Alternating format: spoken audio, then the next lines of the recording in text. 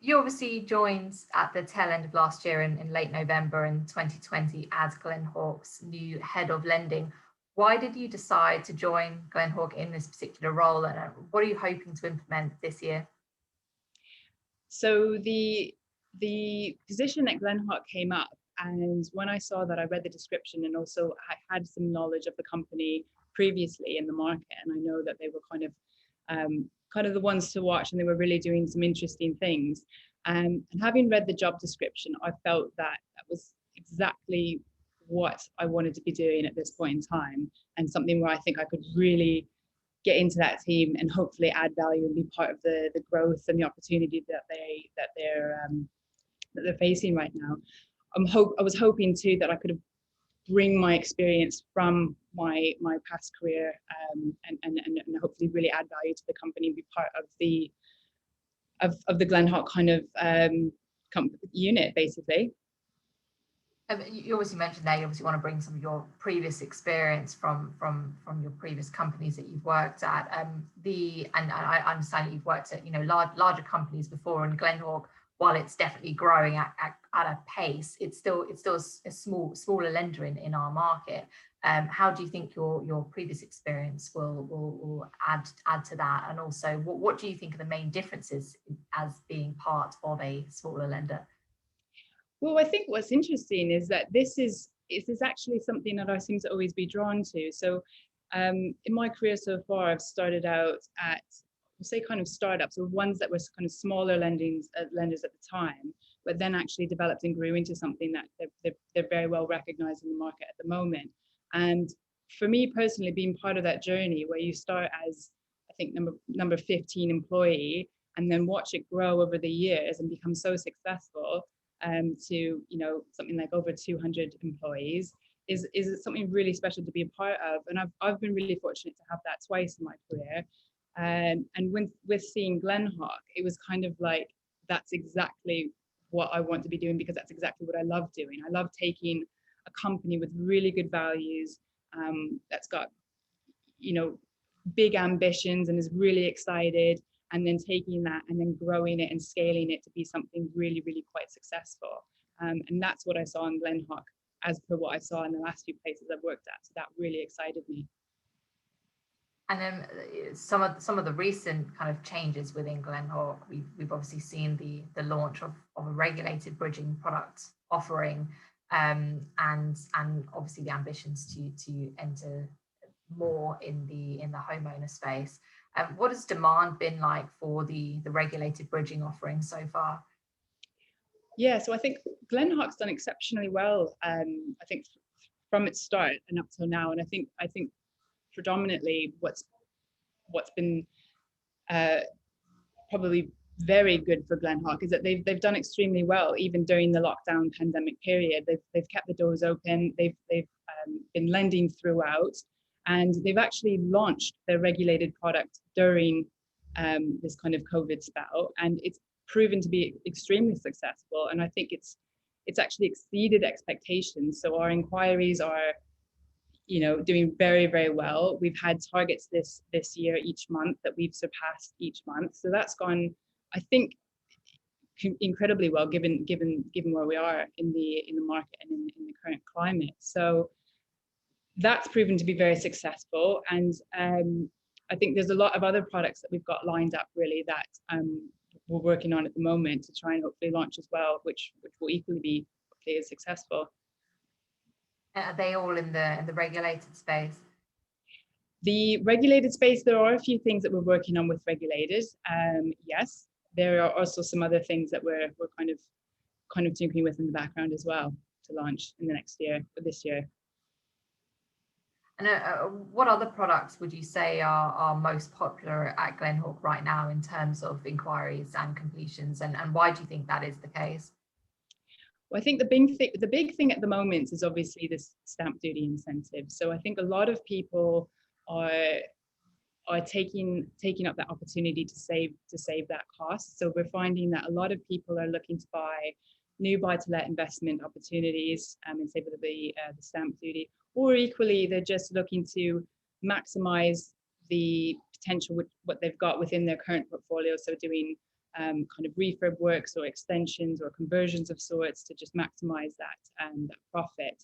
And I think that's what we're finding we're getting most at the moment, is making most of the stamp duty while it lasts, and also just improving what they've got. I think a lot of people are, although there's, obviously the lockdown and things going on at the moment, people are still looking to purchase property and make investments in the economy, which is a really good sign to see.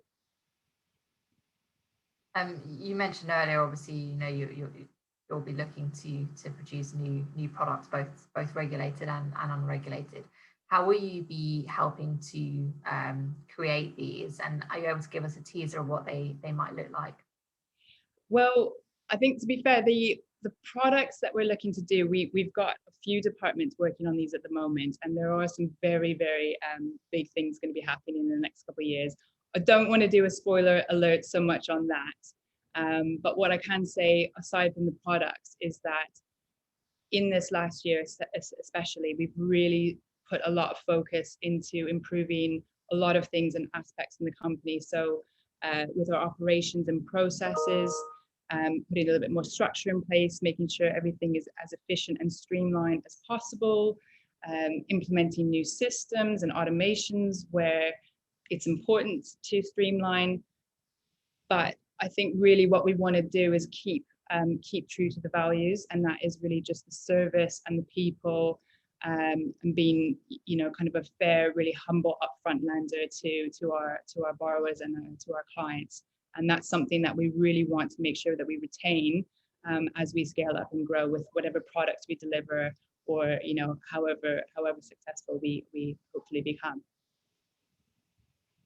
And you've obviously recently just moved into a new office. Will you be looking to recruit heavily this year as well? Is that the plan? So interestingly, we did actually do quite a bit of recruitment, funny enough, in lockdown. So we did that for a reason, because we really wanted to have a very good, strong infrastructure to facilitate basically our plans and future growth. So we've actually done quite a bit of hiring in terms of new sales BDMs that are going to be out with new inquiries. We've also expanded the lending teams. We've got new underwriters, case managers, etc. And also Jamie, who's now head of sales, who I think you've met recently, along with a new product head of product. So that's also going to tie into the new products we're lending. So in terms of hiring, I would imagine probably yes, but to be honest, we've actually already built that infrastructure already to help deliver what we want to deliver. And we understand that Glenhawk's on track to grow its loan book to £200 million by the end of this year.